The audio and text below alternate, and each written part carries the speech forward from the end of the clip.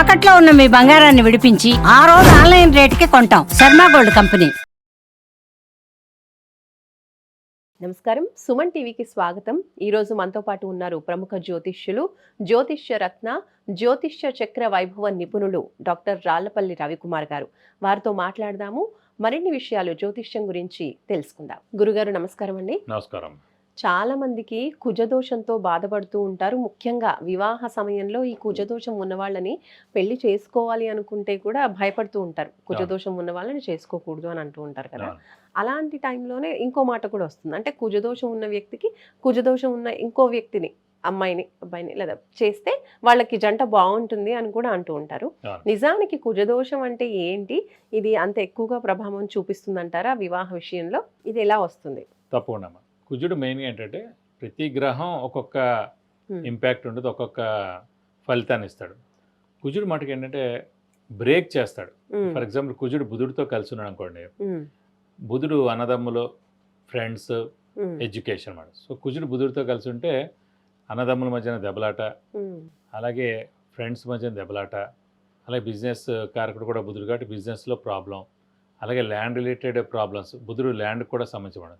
So land related problems ఉండడం, అలాగే court కేసులు ఉండడం, ఎవరో దాన్ని కబ్జా చేయడం, ఇవన్నీ జరుగుతాయి మేడం. సో అందుగురించి కుజుడు ఎక్కడున్నా ఎవరితో ఉన్నా కూడా ఇబ్బందే. అలాంటి కుజుడు ముఖ్యంగా వివాహ విషయంలో ఇంకా ఇబ్బంది కలగజేస్తాడు. దాని పేరే కుజుదోషం అంటారు.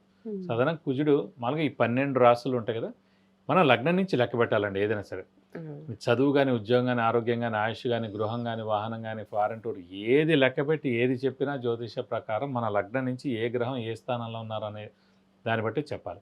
కాబట్టి మన లగ్నం నుంచి లెక్కెట్టినప్పుడు 1వ స్థానం, 2వ స్థానం, 4వ స్థానం, 7వ స్థానం, 8వ స్థానం, వ్యయ స్థానం, 12వ స్థానం, 1, 2, 4, 7, 8, 12 స్థానాల్లో కుజుడు ఉంటే కనుక దాన్ని కుజుదోషం అంటారు. ఉదాహరణకి లగ్నంలో ఉంటే కనుక లగ్నాన్ని చూసుకుంటాడు, మళ్ళీ సప్తమ దృష్టి కూడా ఉంటుంది కాబట్టి సప్తమ స్థానాన్ని చూస్తాడు. సప్తమ అంటేనే భర్త లేదా భార్య స్థానం. మళ్ళీ అష్టమ అంటే కనుక ఆయుష్, అలాగే మరణం, అలాగే మెయిన్గా యాక్సిడెంట్స్, ఇవన్నీ అనమాట. ఆడవాళ్ళకైతే మాంగళ్య స్థానం. కాబట్టి ఈ లగ్నంలో ఉంటే ఈ 7th 8th హౌస్ని చూస్తాడు, లగ్నాన్ని చూస్తాడు. అలాగే ద్వితీయ స్థానంలో ఉంటే కుటుంబ స్థానం అంటారు, 2వ స్థానాన్ని. కుటుంబ స్థానంలో కనుక కుజుడు ఉంటే కనుక విపరీతమైన అది కూడా కుజుదోషం అన్నట్టే. సో కుటుంబానికి ప్రాబ్లమ్స్ రావచ్చు, కుటుంబం అంటే భార్యాభర్తల మధ్యన మనస్పర్ధలు రావచ్చు, ఇవన్నీ. అలాగే నెక్స్ట్ చతుర్థ స్థానం. చతుర్థ అంటే మనకి సౌఖ్య స్థానం, గృహస్థానం అన్నమాట. సో గృహంలో మనం భార్యాభర్తలే ఉంటారు కాబట్టి సుఖ స్థానం కూడా అయింది కాబట్టి అక్కడ ఇబ్బందులు కలిగేందుకు అవకాశం ఉంది. నెక్స్ట్ వచ్చేసి సప్తమ స్థానం.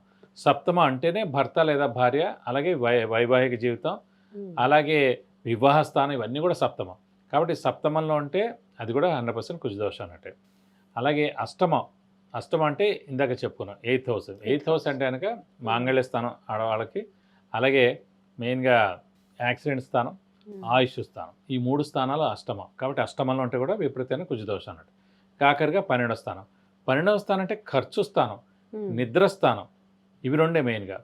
కానీ మెయిన్ ఏంటంటే నిద్ర, సౌఖ్యం, మనం రాత్రి అంతా ఉండే ఇదంతా కూడా 12వ స్థానం. కాబట్టి అక్కడ కూడా మనకి ఇబ్బంది కలుగుతుందన్నమాట. కాబట్టి 1, 2, 4, 7, 8, 12 స్థానాల్లో కుజుడు ఉంటే కనుక కుజదోషం అంటారు. ముఖ్యంగా నేను గ్రహించింది అంటే నా అనుభవం రీత్యా ఏంటంటే నాకు 30 ఏళ్ళ అనుభవం ఉందండి. సో వివాహాలు ఒక 5,000 వివాహాల దాకా చెప్పాను ఇప్పటివరకు. 1,00,000 మ్యాచ్ మేకింగ్స్, 1,00,000 పొంతనలు చూశాను. కాబట్టి నా ఇది ప్రకారం అంటే ముఖ్యంగా నా 7వ స్థానం, 8వ స్థానం చాలా డేంజర్ అండి. సప్తమం, అష్టమం. ఎందుకంటే ఆల్రెడీ 1, 2, 4, 7, 8, 12 అంటే 6 ప్లేసెస్లో ఆల్రెడీ ఉన్నాయి కుజదోషం. మళ్ళీ ఈ కుజదోషం వాడిని కుజదోషం ఇచ్చి చేయాలంటే మళ్ళీ ఈ 6 వాడిని ఇంకో 6 వాళ్ళని ఇచ్చే చేయాలి. సో మీకు అసలు దొరకరు కూడా.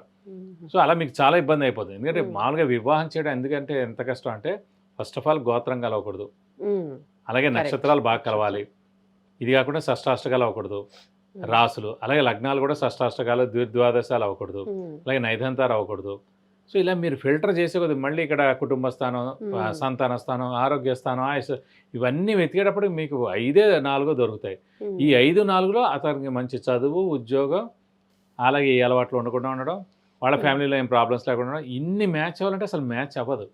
కాబట్టి అంత డెప్త్కి వెళ్లకుండా ఉండాలి. సప్తమ అష్టమంలో మటుకు కుజుడు ఉంటే 100% కుజ దోషం అండి. ఎందుకంటే ఈ సప్తమ స్థానాన్ని చెప్పాం కానీ భార్య లేదా భర్త స్థానం, అలాగే వైవాహిక జీవితం గురించి చెప్పే స్థానం, అలాగే ముఖ్యంగా వాళ్ళిద్దరి మధ్య మనస్పర్ధలు ఉంటాయి, ఇవన్నీ కూడా చూసే స్థానం కూడా సప్తమైనమాట. కాబట్టి ఖచ్చితంగా సప్తమ స్థానంలో అస్సలు కుజుడు ఉండకూడదు. అలాగే అష్టమ స్థానంలో ఇంకా ఉండకూడదు, ఎందుకంటే అది మరణం, ఆయుష్, అలాగే యాక్సిడెంట్ స్థానం కాబట్టి అస్సలు అందులో ఉండకూడదు. ఇంకోటి సాధారణంగా ఏంటంటే అందరూ కుజదోషం ఉన్న వాళ్ళకి, అంటే మీరు అడిగిన ప్రశ్నే, కుజదోషం ఉన్న వాళ్ళకి కుజదోషం ఇచ్చి చేయాలని. కుజదోషం ఉన్న వాళ్ళకి కుజదోషం ఇచ్చి చేయాలి, మంచిదే. కానీ ఒక్క 2 మటుకు మెయిన్ అంటే సప్తమ స్థానంలో ఉన్న కుజుడిని సప్తమ స్థానంలో ఉన్న కుజుడితో చేయకూడదు. అలాగే సప్తమ స్థానంలో ఉన్న కుజుడిని అష్టమ స్థానంలో కుజుడున్న వ్యక్తికి చేయకూడదు. ఎందుకంటే ఆల్రెడీ ఒక 100 స్పీడ్లో ఒక వ్యక్తి వస్తాడు బండి మీద, ఇటు నుంచి కూడా 100% స్పీడ్లో వస్తాడు. వాళ్ళిద్దరు గుద్దుకుంటే ఇద్దరు చనిపోతారు, ఇద్దరు ఉండరు. అదే 100లో వస్తున్నాడు వీడు, అంటే ఫస్ట్ హౌస్లో ఉన్నా, సెకండ్ హౌస్లో ఉన్నా, 4th హౌస్లో ఉన్నా, 12th హౌస్లో ఉన్నా, వీడు సప్తమంగానే అష్టమంగానండి ఈ స్థానం ఉన్న వ్యక్తి ఇతను 100 స్పీడ్లోనే ఉంటాడు. ఎందుకంటే సప్తమ అష్టమం అనే 100% కాబట్టి. వీడు 1 first house, second house, 4th house, 12th house ఉన్న వ్యక్తితో వచ్చారనుకోండి, వీడు 30 స్పీడ్లోనే ఉంటాడు. సో వీడు బతుకుతాడు, ఎవరికి ఏం కాదు. కొంచెం చిన్న చిన్న దెబ్బలాట్లు ఉంటాయి. ఎందుకని ఆల్రెడీ సప్తమ స్థానం లేదా అష్టమ స్థానంలో కుజుడు ఉన్నాడు కాబట్టి ఆల్రెడీ ఇబ్బంది ఎలా కలిగిస్తాడు. ఈ తక్కువ వ్యక్తితోటి ప్రాబ్లం ఉండదు కాబట్టి వీళ్ళకి ఇచ్చి వివాహం చేయాలి. కాబట్టి మెయిన్ పాయింట్ అంటే సప్తమ స్థానంలో ఉన్న కుజుడిని సప్తమ స్థానం కానీ అష్టమ స్థానంలో ఉన్న కుజుడితోటి వివాహం చేయకూడదు. అలాగే అష్టమ స్థానంలో ఉన్న కుజుడు ఎవరైతే ఉంటారో వాళ్ళని అవతల వ్యక్తి సప్తమం కానీ అష్టమం కానీ వివాహం చేయకూడదు. అలా చేస్తే కనుక చాలా దోషం ఎక్కువగా ఉంటుంది. ఇప్పుడు సరే, వివాహం అనేది కుజదోషం ఉన్న వాళ్ళు ఏ ముఖ్య విషయాల్ని పాటిస్తూ ఇంకో కుజదోషం ఉన్న వ్యక్తిని ఎలా పెళ్లి చేసుకోవచ్చు అనేది తెలియజేశారు.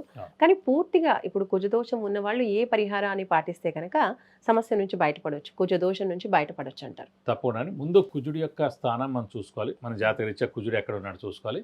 ఇప్పుడు మనం అనుకున్న 1, 2, 4, 7, 8, 12 స్థానాల్లో కనుక కుజుడు ఉన్నా, అంటే సప్తమ అష్టమ 7th కానీ 8th కానీ ఉంటే కానీ 100% ఉన్నాడు కాబట్టి వీరు మటుకు ఖచ్చితంగా ప్రతి మంగళవారం ఫస్ట్ పాయింట్ ఉపవాసం ఉండాలండి.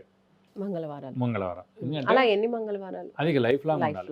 ఎందుకంటే ఫస్ట్ ఆఫ్ ఆల్ యాక్సిడెంట్ కాకుండా ఉంటుంది, ఆరోగ్యం బాగుంటుంది, వివాహం త్వరగా అవుతుంది, వైవాహిక జీవితం బాగుంటుంది, యాక్సిడెంట్స్ అవ్వదు, సర్జరీలు జరగవు, మన రక్తం కళ్ళ చూడము. అలాగే కుజుడు బ్రదర్స్ కూడా కారకుడు, అన్నదమ్ములు కూడా కారకుడు. మనం ఇవన్నీ ఉపవాసం కానీ మంచిగా ఉండడం అన్నదమ్ములతో కూడా చాలా బాగుంటుంది, అన్నదమ్ములు కూడా సక్సెస్ అవుతారు. ఇలా ఒక 10 పాయింట్లు ఉన్నాయండి. ఈ ఆడవాళ్ళు కూడా ఏంటంటే ప్రస్తుతం హిమోగ్లోబిన్ కౌంట్ తక్కువగా ఉండడం, అలాగే పీరియడ్స్ సరిగ్గా రాకపోవడం, ఇలా ఏవో పీసీఓడి ప్రాబ్లమ్స్ ఉండడం, ఇలాంటివన్నీ జరుగుతాయి. ఇవన్నీ కూడా కుజుడే అధిపతి అండి. రక్తానికి ఈ టైంకి అవ్వడం ఇవన్నీ కూడా. సో ఈ కుజుడు ఇవన్నీ రిలేటెడ్ కాబట్టి మీరు ముందుగానే ఉపవాసం ఉన్నారనుకోండి, చిన్న వయసు ఒక 15 ఏళ్ళు 18 ఏళ్ళ నుంచి ఉన్నారనుకోండి, వయసు చిన్నప్పటి నుంచి, సో మెల్లగా దోషం తగ్గుకుంటూ వస్తుంది. అప్పుడు మీ ఆరోగ్యం బాగుంటుంది, వైవాహిక జీవితం బాగుంటుంది, యాక్సిడెంట్స్ అవ్వదు, మంచి సంతానం కలుగుతుంది, మీ హెమోగ్లోబిన్ కౌంట్ పెరుగుతుంది, మీకు ఏ దెబ్బలు తగలవు, ఇవన్నీ కూడా చాలా బాగుంటుంది. సో ఫస్ట్ ఉపవాసం. సెకండ్ వచ్చేసి సేమ్ కాలసర్పదోషం లాగే సుబ్రహ్మణ్య స్వామిని ఎక్కువగా పూజించడం, ప్రతిరోజు సుబ్రహ్మణ్య స్వామి అష్టోత్తరం చదువుతూ ఉండడం. అలాగే ముఖ్యంగా వీరు కూడా పొట్లకాయ తినకుండా ఉంటే మంచిది, ఎందుకంటే వీళ్ళకి వివాహం త్వరగా అవ్వాలి, వివాహంలో ఇబ్బందులు ఏమి ఉండకుండా ఉండాలి కాబట్టి. అలాగే ముఖ్యంగా వీరు ఈ కుజదోషం ఉన్న వాళ్ళు పగడం కూడా పెట్టుకోకూడదండి. సో సాధారణంగా అంటే ఆడవాళ్ళు కూడా చాలామంది పెట్టిస్తూ ఉంటారు, ఈ పగడం పెట్టుకోండి, అది వివాహం త్వరగా అవుతుంది. ఆడపిల్లలు కుజుడు భర్త కారకుడు ఎవరికైతే సరే, ఆడవాళ్ళకైతే. మగవాళ్ళకైతే శుక్రుడు భార్య కారకురాలు. సో ముందే మీరు స్టోన్ పెట్టేయడం వల్లనే సో పెళ్లి కాకుండానే అతను ఆహ్వానించినట్టు.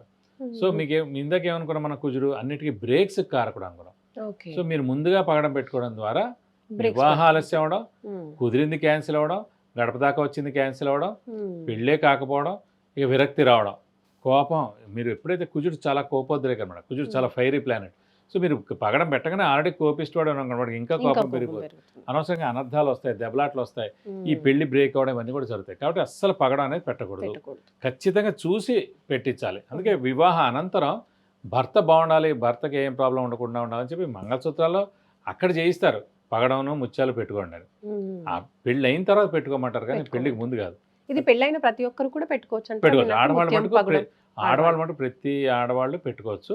ఎందుకంటే భర్త కారకుడు కుజుడు కాబట్టి ఫస్ట్ ఆల్ భర్త బాగుండాలి, వీళ్ళ ఆరోగ్యం బాగుండాలి, ఉమ్.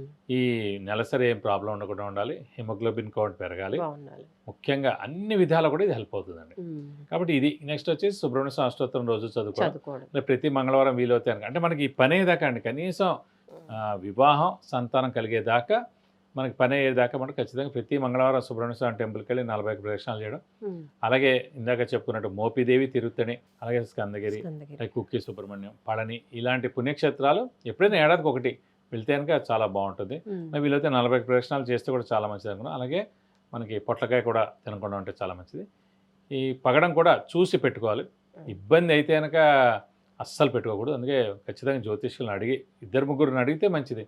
ఉమ్. అంటే మనం ఇప్పుడు చిన్న సర్జరీ, చిన్న అనారోగ్యం చేసినా 3-4 డాక్టర్ని వెళ్ళి కనుక్కుంటున్నాం, కన్సల్ట్ అవుతాం. నెక్స్ట్ ఏం చేయాలి ఎలా అని. సో అలాగే ఇది లైఫ్ సంబంధించింది అనమాట, వివాహం కానీ సంతానం. సో కనుక్కొని జాగ్రత్తగా అవసరమైతేనే పెట్టుకోవాలి. ఉమ్. నాకు తెలిసినైతే 90% పెట్టుకోకపోవడం ఉత్తమం. పెళ్ళి అయిన తర్వాత కావస్తే అది కూడా అవసరం అయితే కనుక పెట్టుకుంటే ఉత్తమం. ఓకే. ఇంకా అలాగే పూలు తెంపడం వల్ల కూడా కుజదోషం వస్తుందంటారా? అది నిజమేనా అలా ఏం గురుగారు? లేదండి, అవన్నీ పూలు లేదు. తెంపి అంటే తెంపిన పూలతో పూజించడం వల్ల అలా ఏం లేదండి, అవన్నీ అదేం లేదు. అదే చెప్తున్నా, ఎప్పుడు ఎంత డెప్త్కి వెళ్ళే కొద్దీ అంత అనవసరమైనది అనమాట. ఓకే. అనవసరంగా అంత అక్కర్లేదు. ఉమ్. ఈ చిన్న పరిహారాలు, అతి చిన్న పాటించుకుంటే పరిహారాలు. సరిపోతుంది. ఇంకోటి కుజుడు మెయిన్గా, కుజుడు నిజంగా ప్రాబ్లం అంటే కనుక కుజుడికి 7,000 సార్లు జపం చేయించి కేజింపావు కందిపప్పు, ఒక ఎర్ర లుంగి, ఉమ్. ఒక 1000 రూపాయల వర్త్ గోల్డ్ ఐటమ్ దాని ఇస్తే కనుక కుజుడి యొక్క దోషం అంతా కూడా తొలగిపోతుంది. ఇది లైఫ్ లో ఒకసారి ఇది లైఫ్లో చేసుకోవచ్చు. ఒకసారి చేస్తే సార్, లైఫ్లో ఒకటే కాదండి, ప్రతి 3 ఏళ్ళకి ఒకసారి. అంటే ఈ వివాహం ఉమ్. ప్రాబ్లమ్స్, సంతానం ప్రాబ్లమ్స్, ఆరోగ్యం ప్రాబ్లమ్స్ ఉన్న వాళ్ళు ప్రతి 3 ఏళ్ళకి ఒకసారి చేస్తే చాలా మంచిది. అలా వీలైతే కనుక ఎప్పుడైనా సరే ఏదో ఒక మంగళవారం రోజున పురోహితుడు డైరెక్ట్గా ఈ జపం చేయించలేని వాళ్ళు, ఓపిక లేని వాళ్ళు కేజింపావు కందిపప్పు, ఒక 100 రూపాయలు క్యాష్ పురోహితుడికి దానం ఇస్తే కనుక ఒక మంగళవారం రోజున చాలా మంచి జరుగుతుంది. అలా ఒక 6-7 మంగళవారాలు చేశారనుకోండి, వాళ్ళకి చాలా మంచి జరుగుతుంది. ధన్యవాదాలు గురుగారు. నమస్కారం. కుజదోషానికి సంబంధించి చాలా విషయాలు చాలా క్లియర్గా ఎక్స్ప్లెయిన్ చేసినందుకు ధన్యవాదాలు. నమస్కారం. సో చూస్తున్నారు కదండి, వివాహం విషయంలో ముఖ్యంగా కుజదోషం ఉన్న వాళ్ళకు కూడా చాలా ఇబ్బందులు వస్తూ ఉంటాయి. లైఫ్లో కూడా చాలా విషయాల్లో ఇబ్బందులు వస్తూ ఉంటాయి. కాబట్టి కుజదోషం ఉన్న వాళ్ళు ఏ పరిహారాలు పాటించుకోవాలి, అలాగే చిన్నగా రెమెడీస్ ఏ విధంగా పాటించుకోవాలి, ఆహారం విషయంలో, అలాగే డైలీ దైవ దర్శనాన్ని చేసుకోవడం, ఇలా చాలా పాయింట్స్ చెప్పారు గురుగారు. ఇవన్నీ కూడా కుజదోషం ఉన్న వాళ్ళు పాటిస్తే ఆ సమస్య నుంచి కాస్తైనా ఉపశమనం పొందే అవకాశం, లేదంటే పూర్తిగా ఉపశమనం పొందే అవకాశాలు అనేవి ఉన్నాయని తెలియజేస్తున్నారు. మరొక మంచి వీడియోతో మళ్ళీ కలుసుకుందాం. నమస్కారం.